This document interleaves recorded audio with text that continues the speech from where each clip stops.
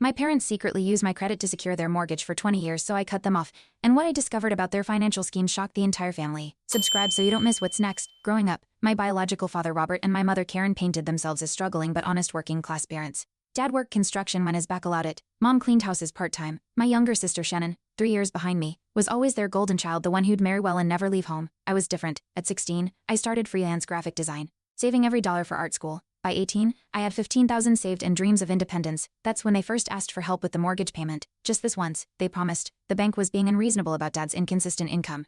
I handed over $3,000, believing their story about temporary hardship. What I didn't know was that they'd already established a pattern that would drain my finances for the next 15 years. They weren't struggling, they were living beyond their means and using my success to fund their lifestyle. The requests became monthly, then weekly. Always urgent, always temporary. Car repairs, medical bills, Shannon's college expenses they couldn't afford. I paid because family takes care of family, right? Even when I suspected something was wrong, I convinced myself I was being paranoid. By 33, I built a successful design studio with 12 employees and was finally ready to buy my first house with my partner Rachel Monroe. That's when I applied for a mortgage and discovered the devastating truth that would tear my family apart forever. Mr. Holloway, there's an issue with your credit report, the loan officer said, frowning at her computer screen. You're already listed as a co-signer on a mortgage in Riverside. The balance is $430,000. My blood turned to ice. That's impossible. I've never co-signed anything. She turned the monitor toward me. There it was, my name, my social security number, my signature, from 15 years ago when I was barely 18. The monthly payments of $3,200 had been made consistently, funded entirely by the money I'd been giving my parents for their supposed emergencies. This loan was taken out in 2008. Were you aware of this obligation? I wasn't aware. I was a co-signer on my parents' mortgage without my knowledge, legally responsible for their 4-bedroom house in the suburbs while I lived in a cramped apartment, sacrificing my own future to maintain their comfortable lifestyle. Rachel sat beside me, her face pale with understanding. Jason, how much have you given them over the years? The calculation hit me like a physical blow. 15 years of emergency payments. Usually $2,000 to $4,000 per month. Conservative estimate $400,000. Enough to buy my own house twice over, fund my business expansion, build the life I'd been postponing year after year. My parents had systematically stolen my financial future while positioning themselves as grateful recipients of my generosity. Every sob story about struggles had been a lie designed to maintain their mortgage payments on a house I legally owned half of but had never lived in. That evening, I drove to their house, my house, according to the mortgage documents with printouts of everything. My hands shook as I knocked on the door I'd been paying for without knowing it. Jason, sweetie. Mom opened the door with her usual manipulative warmth. What a nice surprise. Come in, come in. I walked into the living room I'd funded for 15 years. You leather furniture. 65-inch television, Shannon's expensive workout equipment scattered around. Every piece bought with money they'd claimed was desperately needed for survival. We need to talk about the mortgage, I said, placing the documents on their glass coffee table. Dad's face shifted from confusion to defiance in seconds. What about it? I'm listed as a co-signer. My credit is tied to this house. Every payment I've made to help you with emergencies has actually been paying my own mortgage obligation. Mom's eyes welled with crocodile tears.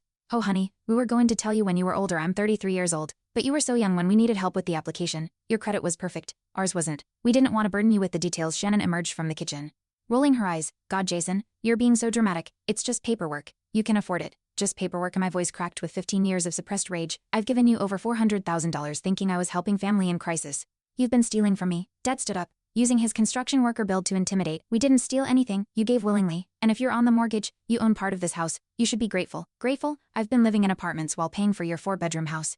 I postponed buying my own home, expanding my business, starting a family, all to fund your lie. That's enough. Dad's voice turned cold. You've always been selfish, Jason. Everything's about you. Your sister understands family loyalty. Shannon nodded smugly. At least I don't make everything about money. They weren't going to acknowledge what they'd done. In their narrative, I was the villain for discovering their deception. This was my first lesson. Confronting the problem directly wouldn't work. They'd already constructed a story where they were victims, and I was the ungrateful son.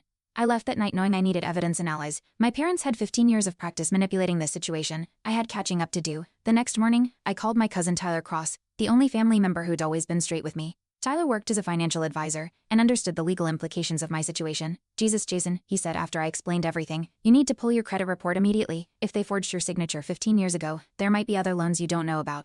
The full credit report revealed 3 additional debts in my name: a home equity line of credit for $80,000, a personal loan for $35,000, and a credit card with a $15,000 balance. Total unauthorized debt $560,000. My parents hadn't just stolen my mortgage payments, they'd used my identity to fund their entire lifestyle for over a decade. Every vacation Shannon posted on social media, every new card I'd bought, every home improvement project had been financed through credit applications using my information.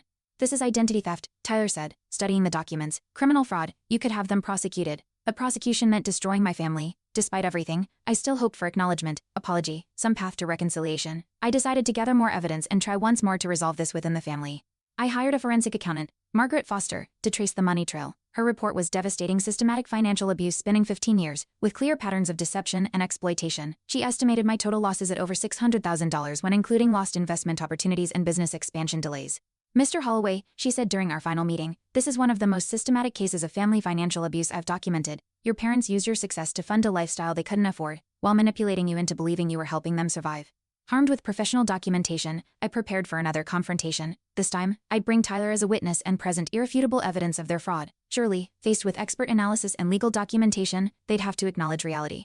I arranged a family meeting at their house on Sunday afternoon. Tyler came with me, carrying Margaret's report and the credit documentation. I'd prepared a presentation showing exactly how much they'd stolen and proposing a repayment plan that would allow them to keep the house while acknowledging their fraud.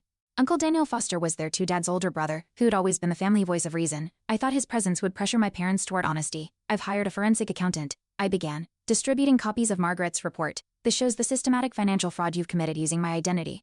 Dad barely glanced at the report before tossing it aside. We don't need to read some stranger's opinion about our family business. Robert, Uncle Daniel said quietly, maybe you should look at what Jason's discovered. I know what I've discovered. Dad snapped.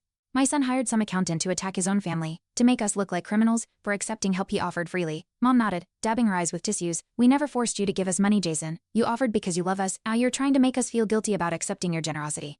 Tyler leaned forward. Mr. Holloway, your son's name is on loans he never applied for. That's identity theft under federal law. Tyler, you don't understand our family dynamics, Mom said sweetly. Jason was always so successful, and we struggled so much when the bank required a cosigner. We knew Jason would want to help. We just handled the paperwork to make it easier for him. Shannon, who'd been silent until now, exploded. This is bullshit, Jason. You make like $200,000 a year from that stupid design business. We make minimum wage.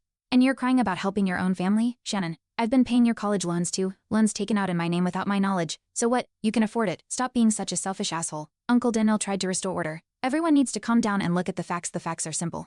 Dad interrupted. Jason's successful because we sacrificed for him. We never had college educations, never had opportunities. The least he can do is help family by committing identity theft, by being grateful for everything we gave him growing up. They weren't going to acknowledge the fraud. No matter what evidence I presented, Margaret's professional report was dismissed as an outsider's attack on family values. Tyler's financial expertise was irrelevant because he didn't understand our family dynamics. Uncle Daniel's attempts at mediation were shut down by Dad's righteous anger.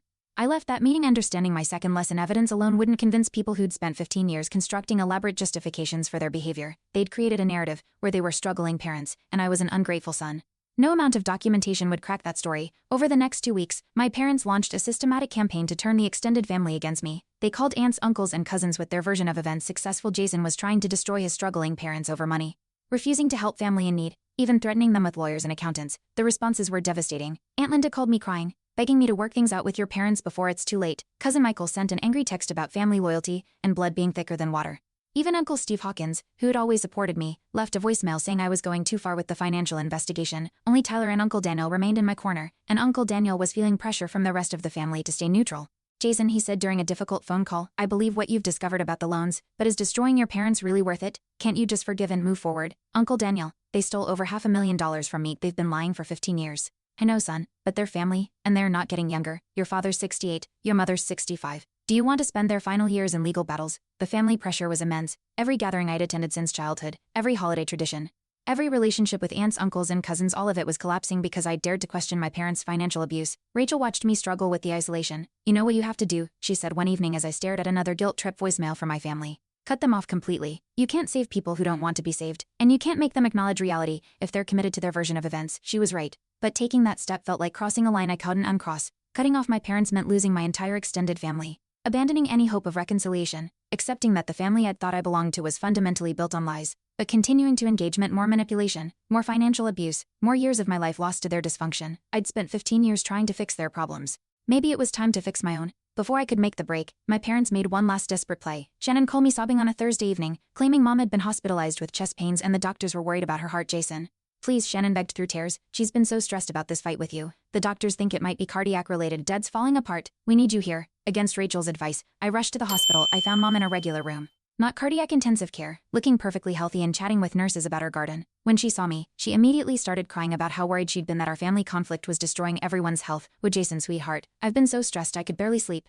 The doctor says stress can cause all kinds of symptoms that feel like heart problems. Dad appeared with coffee, putting on his concerned husband act. Son, I'm glad you came. Your mother's been worried sick about the situation between us. I realized this was another manipulation, a fake medical emergency designed to guilt me into dropping my financial demands. They'd used Shannon to deliver the crisis message, knowing I wouldn't ignore a genuine health emergency. Mom, what exactly is wrong with your heart? Well, the tests haven't shown any actual damage, but the symptoms were so scary: chest tightness, shortness of breath, dizziness. The doctor says it could be anxiety related, so there's no heart problem. Jason, don't be so cold. Shannon snapped. She could have had a heart attack. This whole money thing is literally killing our parents. That's when I understood their final strategy: make me responsible for their health problems, their emotional distress, their marital stress. If I continued pursuing the financial fraud, I'd be the son who gave his mother a heart attack, who destroyed his father's mental health, who tore apart the family during their golden years. I looked around the hospital room at Mom's manipulative tears, Dad's performance of concern, Shannon's righteous anger, and felt the last thread of family connection snap. I'm glad you're not having a heart attack, Mom, I said quietly, but I won't be manipulated by fake medical emergencies anymore. Jason, Shannon gasped.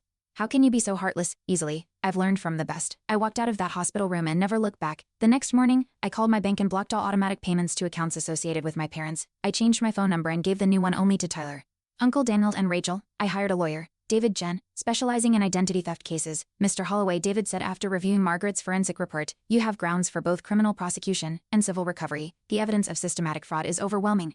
I don't want to send them to prison. I just want them to stop. We can start with cease and desist letters and removal of your name from the fraudulent accounts, but if they don't cooperate, prosecution might be necessary to protect your financial future. The cease and desist letters were delivered on a Friday. By Sunday, my phone was flooded with calls from relatives I hadn't heard from in years, all begging me to reconsider destroying my parents over money. Aunt Carol left a tearful voicemail. Jason, honey, your parents are devastated. They're talking about losing the house, having nowhere to go. Can't you find it in your heart to forgive them? Cousin Pete sent an angry text. You, what the hell? Your parents are in their 60s. You're really going to make them homeless over some paperwork? Uncle Steve called directly. Jason, I talked to your father. He's willing to make payments to you if you'll just drop the legal stuff, work something out as a family. But the most devastating call came from Uncle Daniel. Son, I know what they did was wrong, but is this really how you want it to end? There's talking about bankruptcy, losing everything. Your mother can barely function. Uncle Daniel, they committed identity theft for 15 years, $500,000. I know, Jason, I know, but they're still your parents, and they're scared. For a moment, I wavered. The family pressure was overwhelming, the guilt crushing. Maybe I could work out some repayment plan, some way to maintain family relationships while protecting my finances. Then I remembered Mom's fake heart attack, Dad's aggressive intimidation, Shannon's contempt for my selfishness, 15 years of lies, manipulation, and systematic theft disguised as family emergencies. They weren't scared of losing their house, they were scared of losing their primary source of income, me. As word spread through our extended family and family friends, something unexpected happened. Instead of universal condemnation, some people began questioning my parents' version of events. Mrs. Rodriguez, who'd known our family for 20 years, called me directly. Jason, I don't understand what's happening, but I remember your parents always talking about money troubles while living in that beautiful house. Something never added up. Tyler's girlfriend, who worked in banking, shared the story with her colleagues. Identity theft within families is more common than people think, she told Tyler. Usually, it's parents exploiting children's credit. Your cousin was lucky to discover it before retirement age. Even some of my parents' friends began asking uncomfortable questions. Dad's construction buddy Mike mentioned to Uncle Daniel that Dad had been bragging for years about Jason's success funding their comfortable retirement. Your nephew pays for everything. Mike remembered Dad saying, house, cars, vacations, kids got more money than he knows what to do with. This contradicted their current narrative of struggling elderly parents victimized by a greedy son. Margaret Foster, the forensic accountant, offered expert testimony to family members who wanted to understand the situation. Her professional analysis carried weight that my emotional appeals hadn't. This case represents systematic financial abuse spanning 15 years, she explained to Uncle Daniel. The parents used their son's success and family loyalty to fund a lifestyle they couldn't afford through legitimate means. The emotional manipulation, claiming emergencies, threatening family dissolution, is textbook financial abuse. Uncle Daniel finally understood the full scope of my parents' deception. Jesus, Jason, I knew they were struggling, but I didn't realize they were stealing from you. They convinced everyone they were grateful recipients of my generosity, but they engineered the whole situation from the beginning. 3 weeks after cutting off contact, I received a call from Detective Sarah Martinez with the County Financial Crimes Unit. Someone had filed a complaint about my cease and desist letters, claiming I was harassing elderly parents over normal family financial arrangements. Mr. Holloway, I need to understand the situation. Your parents claim you're trying to extort them by threatening legal action over money you willingly gave them. I provided Detective Martinez with Margaret's forensic report, the loan documents showing forged signatures, and 15 years of financial records. She studied everything for 2 hours before reaching her conclusion. Mr. Holloway, this is one of the clearest cases of family identity theft I've encountered. Your parents have committed multiple felonies using your credit and personal information. The systematic nature of the fraud makes it particularly egregious. Having a police detective validate my claims changed everything. Family members who'd been pressuring me to reconcile suddenly understood the legal reality of my parents' actions. Uncle Steve called me apologetically. Jason, I had no idea it was that serious. When Detective Martinez explained identity theft laws to me, I realized your parents could actually go to prison for this. That's why I hired a lawyer, instead of just calling the police immediately. I wanted to resolve this within the family, and they refused to cooperate. They refused to even acknowledge what they'd done. According to them, I am an ungrateful son attacking struggling parents. The detective's investigation also revealed additional fraudulent accounts I hadn't discovered. My parents had used my identity to open credit cards, personal loans, and even a small business loan for Dad's supposed construction company. Total fraudulent debt over $700,000. Mr. Holloway, Detective Martinez said, I strongly recommend prosecution.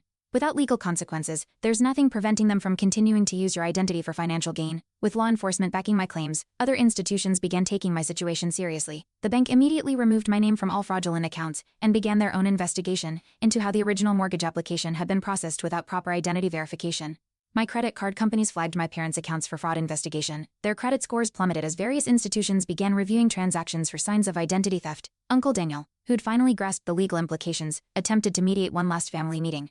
Robert, Karen, you need to understand what you've done. Jason has grounds for criminal prosecution. Detective Martinez explained the potential prison sentences for identity theft. Dad remained defiant. We didn't steal anything. Jason benefited from our arrangement too. He's part owner of this house, a house he didn't know he was paying for. Uncle Daniel replied, that's fraud, Robert. Mom tried her crying manipulation one more time. We're old, Daniel. We can't start over at our age. Jason makes good money. He can afford to help family. You didn't ask for help, Uncle Daniel said firmly. You stole his identity and used his credit without permission. That's a crime. Shannon, who'd been silent during this exchange, finally exploded. This is all bullshit. Jason's just mad because he found out about the mortgage. So what, he can afford it? Why is everyone treating Mom and Dad like criminals? Because they are criminals, Uncle Daniel said quietly. And until they acknowledge what they've done and make restitution, Jason has every right to protect himself legally. My parents' refusal to accept reality, even when faced with criminal investigation, marked the end of any possibility for family reconciliation. They'd chosen their narrative over truth, their pride over relationships, their financial comfort over their son's future. 6 months after cutting off contact, my parents faced the full consequences of their 15-year fraud scheme. The criminal investigation resulted in charges for identity theft, wire fraud, and elder financial abuse. Ironically, they'd abused their adult child financially. But the systematic nature qualified under enhanced penalties. They were forced to sell the house to pay restitution. The sale proceeds, after paying off the remaining mortgage and loans, left them with about $50,000, far less than they'd stolen from me over the years. Shannon, who'd lost her free housing and financial support, finally contacted me, not to apologize, but to blame me for destroying the family. I hope you're happy, she said in a bitter voicemail. Mom and Dad are living in a one-bedroom apartment now. Dad's health is failing from the stress. Mom cries every day. And for what? Money you didn't even need. I didn't respond. Shannon still didn't understand that this had never been about money. It had been about truth, respect, and basic honesty in family relationships. The extended family remained split. About half now understood that my parents had committed serious crimes and supported my decision to protect myself legally. The other half maintained that family should have been handled privately, that I'd been too harsh in pursuing legal consequences. Uncle Daniel became my strongest family ally. Jason, I'm proud of you for standing up to this. I should have seen what was happening years ago and said something. Tyler helped me understand the financial impact of my parents' theft. Between the stolen money and lost investment opportunities, they probably cost you over $1 million in lifetime wealth building. You're 33 and starting from scratch financially because of their fraud. But I wasn't starting from scratch. My design business was thriving. I had a supportive partner, and I'd learned to trust my instincts about manipulation and financial abuse. Most importantly, I'd discovered that family relationships built on lies and exploitation aren't worth preserving. 2 years later, I'm finally buying my first house with Rachel. The mortgage application process was smooth. My credit had been restored after removing all the fraudulent accounts, and my business income supported our dream home purchase easily. I occasionally get updates about my parents through Uncle Daniel. They're struggling financially, living in subsidized housing, both dealing with health problems they blame on the stress I caused them. Shannon moved across the country and rarely contacts them. Some family members still try to pressure me toward reconciliation. Last Christmas, Aunt Linda sent a card suggesting that enough time had passed, that family was more important than money, that I should reach out to my aging parents before it was too late. I didn't respond, not because I'm heartless, but because I understand that reconciliation requires acknowledgement of wrongdoing and genuine change. My parents have never admitted their fraud, apologized for the deception, or taken responsibility for the financial abuse. They still tell people I abandoned them over money, that I'm an ungrateful son who destroyed his family over paperwork, that they're innocent victims of my success and selfishness. In their narrative, they remain the heroes of their own story. The experience taught me that some family relationships are fundamentally toxic and can't be repaired through love, patience, or forgiveness alone. When people are committed to exploitation and manipulation, the only healthy response is complete separation. I built boundaries I should have established 15 years earlier. I learned to recognize financial manipulation, emotional blackmail, and the weaponization of family loyalty. Most importantly, I discovered that protecting yourself from family abuse isn't selfish, it's necessary for survival and success. Rachel and I are planning our wedding for next spring. Uncle Daniel will walk me down the aisle, since my biological father forfeited that honor through 15 years of lies and theft. Tyler will be my best man. The guest list includes only people who supported truth over family politics. My parents won't be invited, not out of spite, but out of wisdom. People who systematically exploit and manipulate don't suddenly change because of weddings, grandchildren, or family milestones. They escalate their tactics and find new ways to create drama and extract resources. I spent 15 years funding their mortgage, while postponing my own dreams. I won't spend another 15 years trying to fix a relationship they destroyed through systematic fraud and emotional abuse. Sometimes the most loving thing you can do for toxic family members is to stop enabling their dysfunction. And sometimes the most loving thing you can do for yourself is to walk away from people who see your success as their source of income. Family isn't about blood relation or childhood history. It's about mutual respect, honesty, and genuine care for each other's well-being. My parents failed that test spectacularly, choosing financial exploitation over authentic relationship. But Uncle Daniel, Tyler, and Rachel proved that chosen family can be stronger than biological family. They supported truth over convenience, protected my interests, even when it was difficult, and celebrated my success instead of exploiting it. I'm 35 now, financially secure, emotionally healthy, and surrounded by people who love me without expecting payment. My parents are still waiting for me to come crawling back, to resume funding their lifestyle. To accept their version of family loyalty, they'll be waiting forever. Some bridges aren't worth rebuilding once they've been burned by betrayal. Some relationships aren't worth saving once trust has been systematically destroyed. And some people aren't worth forgiving until they've genuinely changed, which requires first acknowledging what they've done wrong.